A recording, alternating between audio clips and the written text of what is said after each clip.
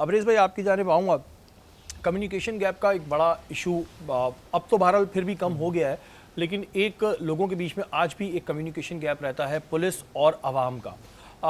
एक गलत तासुर है कि बना होता है कि जी थाने जाएंगे तो हम फंस जाएंगे, बयान देने आएंगे इन्वेस्टिगेशन में तो हम फंस जाएंगे, हमारे बहुत चक्कर लगेंगे।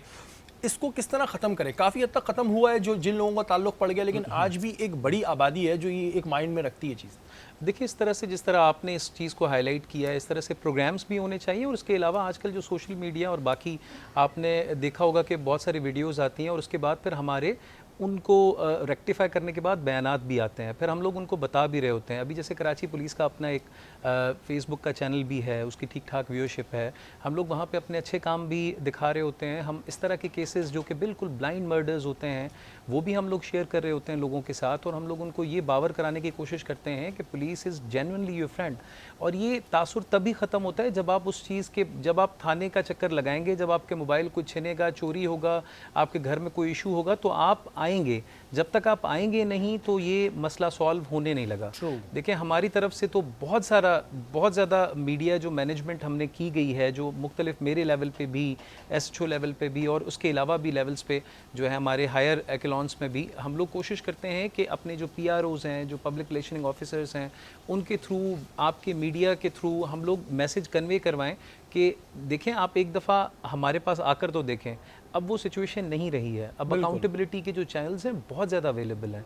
अगर कोई, मैं सबकी गारंटी मैं भी नहीं लेता, ऑब्वियसली हर एक डिपार्टमेंट में, जैसे मीडिया में हमारे दोस्त हैं, सब कोई पाँचों उंगलियां बराबर नहीं होती हैं, लेकिन जब तक उनको आइडेंटिफाई नहीं करेंगे तो ये मसला अपनी जगह पे जूं का तूं ही रहेगा। क्योंकि लोगों ने अपने एक माइंड में ये चीज़ बना ली है कि भाई हम जाएंगे तो हम फंस जाएंगे। देखें, कहीं कहीं ऐसा हो जाता होगा, क्योंकि मैं भी ऐसे प्रोग्राम्स करता हूं तो मुझे पता है। लेकिन जो अब आलफ सरान बैठे हुए हैं, क्योंकि मेरा पर्सनली ताल्लुक पड़ता रहता है, तो वो काम करना चाह रहे हैं, सारे यंग ब्लड्स बैठे हुए हैं। तो अगर आपके साथ कोई मसला हो रहा है, नीचे की सतह पे हो रहा है, तो आपको चाहिए कि ऊपर जाकर आप उसकी कंप्लेन करें, अपना मसला बताएं, तो डेफिनेटली आपका मसला ज़रूर सॉल्व होगा। जमशेद भाई, ये भी एक लोगों के अंदर फेयर होता है कि जी हम अगर जाएंगे तो हम फंस जाएंगे, ये किस तरह निकाला है? देखिए, मसला ये है कि ऐसा हुआ है ना, लोग फंसे हैं तो इसलिए बात हाँ, निकलती मतलब है। लेकिन अब देखिए, बात वही होती है ना कि अगर एक एनजीओ गलत काम कर रही है तो सारी तो नहीं कर रही। अच्छा, लेकिन है both five fingers are not equal. अच्छा, देखिए, मसला ये है कि हमारे यहाँ जो पुलिस का मामला है ना, अगर किसी मोहल्ले के अंदर चले जाएं तो एक बंदा एक ऐसा बैठा होता है किसी मोहल्ले के अंदर, वो कहता है पुलिस के जितने मसले ना मेरे पास लेकर आ जाओ। हाँ। वो बुनियादी तौर पर पुलिस का एक टाउट होता है। वो क्या करता है, उस बेचारे को मुसीबत में डाल देता है, अपने चंद पैसे बटोरने के लिए उसको एक ऐसी जगह फंसा देता है जहाँ से उसका निकलना मुश्किल हो जाता है। उसको पता ही नहीं चलता कि मैं कहाँ जा रहा हूँ। तो हमें जो ये जो इलाकों के अंदर बैठे हुए लोग होते हैं ना, इनको भी थोड़ा सा कंट्रोल करने की ज़रूरत है। दूसरी बात यह है कि हमारे यहाँ पुलिस के अंदर बहुत सारे अच्छे लोग भी हैं, लेकिन बहुत सारे बुरे लोग भी हैं। लेकिन हमारे यहाँ बुरे लोगों की बात होती है, हम अच्छे लोगों की बात नहीं करते। अच्छा, जब हम बुरे लोगों की बात करते हैं तो उन बुरे लोगों का कोई इख्तिताम भी होना चाहिए, उन पर कोई कार्रवाई भी होनी चाहिए, उनका कोई जो ना वो ऐसा सिलसिला भी होना चाहिए, क्योंकि हम ह्यूमन राइट्स पे काम करते हैं। आए दिन हमारे पास मसाइल आते हैं। मिसाल के तौर पर हमारे पास एक कोरंगी में एक मसला आया, एक बच्ची थी, उस कोई 7 साल की, 8 साल की, उसका एक तकरीबन कोई 50-60 साल के आदमी ने रेप करने की कोशिश की, उससे ज़्यादती करने की कोशिश की। हमें पता चला, उसकी वीडियो हमारे पास आई और मैंने अपने लोगों से कहा कि जाएं, आप जाकर थाने में जाएं और थाने में जाकर एप्लीकेशन जमा कराएं और उस बंदे को गिरफ़्तार करवाएं। वो बेचारा गया थाने में एप्लीकेशन जमा कराने के लिए, तो मुतलका जो भी फ़र्द वहाँ पर बैठा हुआ था उसने कहा ठीक है हम करते हैं, लेकिन उसने अगले बंदे से बात कर ली, उससे पैसे लेने की बात की। और जब मुझे ये बात पता चली तो हमने जाकर अपने वकला के ज़रिए से वहाँ पर बात की, तो साहब थोड़े से बैक हो गए, मैंने तो कुछ नहीं किया, ये नहीं किया। लेकिन माशरे के अंदर जब हम इन चीज़ों का इर्तिकाब नहीं करेंगे, इन चीज़ों को नहीं रोकेंगे, तो ये चीज़ें बढ़ती रहेंगी। अच्छा, ये बात आपकी ठीक है कि कहीं कहीं ज़ाहिर है, वही आपने इस बात में जो बात कही कि कहीं अच्छे लोग भी होते हैं, कहीं बुरे भी होते हैं, और फिर ये हमारी भी गलती है कि हम एक्चुअल पोजीशन पे जाने के बजाय कहीं और ही चक्करों में लगे रहते हैं।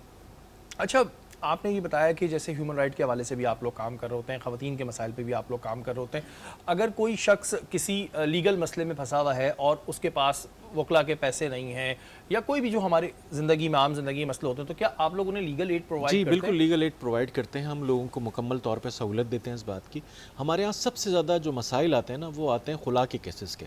अमूमन फैमिली के अंदर प्रॉब्लम्स होती हैं और किसी बात पर जो है ना उनकी उलझनें हो जाती हैं और वो एक दूसरे से जुदा होना चाहते हैं। और ख़ातून ये चाहती है कि मुझे इस वक्त जो है ना वो खुला मिल जाए और मैं इस शौहर से जुदा हो जाऊँ। तो हम कोशिश करते हैं कि उनके साथ कोई पैचअप हो जाए, उनकी कोई जहन साजी हो जाए, उनको समझा दिया जाए, जो मसाइल हम हल कर सकते हैं वो हम और हल कर अच्छी लें, बात है ये। या फैमिलियाँ हल कर सकती हैं वो हल कर लें। तो हम आखिरी मरहले के अंदर कोर्ट में जाते हैं और जाकर उनका जो भी सिलसिला होता है उसको कोशिश करते हैं कि उसका पैचअप हो जाए। लेकिन हमारे यहाँ बहुत ज़्यादा मसाइल इस तरह के आते हैं। दूसरे मसाइल हमारे पास इस तरह के आते हैं, जिस तरह से छोटी बस्तियाँ हैं, बच्चे अमूमन जो है वो नशा वगैरह करने की, क्योंकि उनके पास एक्टिविटी नहीं है ना। हमारे यहाँ एंटरटेनमेंट का कोई चीज़ मौजूद नज़र नहीं आती। सोर्स ऑफ एंटरटेनमेंट का सही ना, एंटरटेनमेंट नहीं है हमारे पास। लोगों के पास जो एंटरटेनमेंट है वो गैजेट है। मिसाल के तौर पर मैं आपको बताऊं, पिछले दिनों जो है ना एक बच्ची थी मरवा गुलशन इकबाल के अंदर, कोई 4 साल या 5 साल या 7 साल की बच्ची थी। उसके साथ एक बच्चे ने जो है ना वो गंदा काम किया, और जिस बच्चे ने किया उसकी उम्र जो है वो 13 साल थी। अच्छा 13 साल उस गैजेट के ज़रिए से जो है वो उसने वो किया, उस बच्ची को जलाने की कोशिश की, सब कुछ किया। और इसके बावजूद जो है ना वो जब वो पकड़ा गया तो उससे पूछा भाई क्या करते थे, वो कहता था मैं वीडियोस देखता था। और अल्लाह माफ़ करे, अल्लाह ताला सबके बच्चों को हाँ। और सबको महफूज रखे, क्योंकि ये एक बड़ी इस तरह की चीज़ें हमारे पास आ रही होती हैं। ये एक जो चेक एंड बैलेंस नहीं रखते ख़ास तौर पे पेरेंट्स अपने बच्चों पे, और हम बाद में देखते हैं कि जी वो कभी मोबाइल स्नैचिंग में पकड़े जाते हैं, कभी घरों में डकैतियाँ मार रहे होते हैं, और पेरेंट्स को पता ही नहीं होता है। अब बाद में आके कहते हैं जी हमारे बच्चे ने तो ऐसा किया नहीं है। ये कितना पेरेंट्स की भी एक रिस्पॉन्सिबिलिटी बनती है कि भाई हम देख रहे होते हैं कि हमारा बच्चा अब एक्टिविटीज़ में बन रहा है, कान में मुंदे डाल रहा है, अजीब सी वो ड्रेसिंगें कर रहा है, हम उस वक्त तक अपनी आंखें बंद करके रखते हैं, और उसके बाद महंगे महंगे मोबाइल आ रहे हैं, और जब कुछ हो जाता है तो फिर आगे बोलते हैं हमने किया नहीं जी, पुलिस ने फंसा दिया।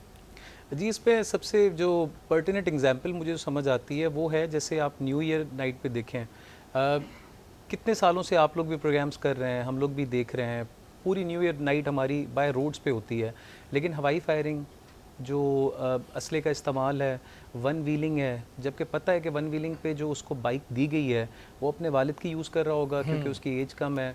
पतंगबाजी के आप एग्जांपल ले लें, अपनी ही छत पे खड़े होके वो लोग गले कट रहे होते हैं वहाँ से। तो ये हमारे ऊपर, अच्छा इससे भी ज़्यादा इंपॉर्टेंट एक और बात मैं आपको बताता चलूँ, जो ख़ास तौर पे जो टैब्स और बाकी चीज़ों का इस्तेमाल है उसमें पेरेंट्स को ये भी होश नहीं होता कि मेरा जो बेटा है या बेटी है वो देख क्या रहा है, बिल्कुल। क्या वो वायलेंस को बहुत ज़्यादा तो नहीं अट्रैक्ट कर पा रहा है। इसमें बहुत सारे केसेस जो कुरंगी के हद तक मेरे नोटिस में आए थे, उसमें बहुत सारे जो लोगों ने कत्ल भी कर दिए थे और बहुत छोटे बच्चे थे, क्योंकि जी वो एक तरह का गेम खेलते थे, एक वो तरह खास का गेम ऐसा आया है कि जी, वो एक तरह का कंटेंट कंज्यूम करते थे, वो उनमें वायलेंट टेंडेंसीज आती हैं। मुझे पता है, मुझे अंदाज़ा है, मैंने बच्चों को देखा है कि आपको उसके अंदर बिहेवियरल चेंजेस नज़र आती हैं, तो उस वक्त उसको रोकने की ज़रूरत है। उसके अलावा फिर अगर मतलब बाकी ब्लेम गेम में हम आ जाएं तो फिर तो बहुत ज़्यादा हम आगे निकल सकते हैं। ये बड़ी वैलिड पॉइंट है कि अगर ब्लेम गेम की बात करें तो फिर तो मैं आप पे इल्ज़ाम लगाऊं, आप उन पे लगाएं, वो मुझ पे लगाएं, लेकिन वाकई में हमें ये देखना चाहिए कि जो हमारे बच्चे हैं या वो यूज़ क्या कर रहे हैं, क्योंकि बहुत से ऐसे गेम्स हैं जब आप खेलें तो आपके अंदर एक तो जस्तुजू होती जाती है और वो बहुत उनमें बहुत वायलेंस होता है, तो ये चीज़ें जो हैं ये रोकनी चाहिए।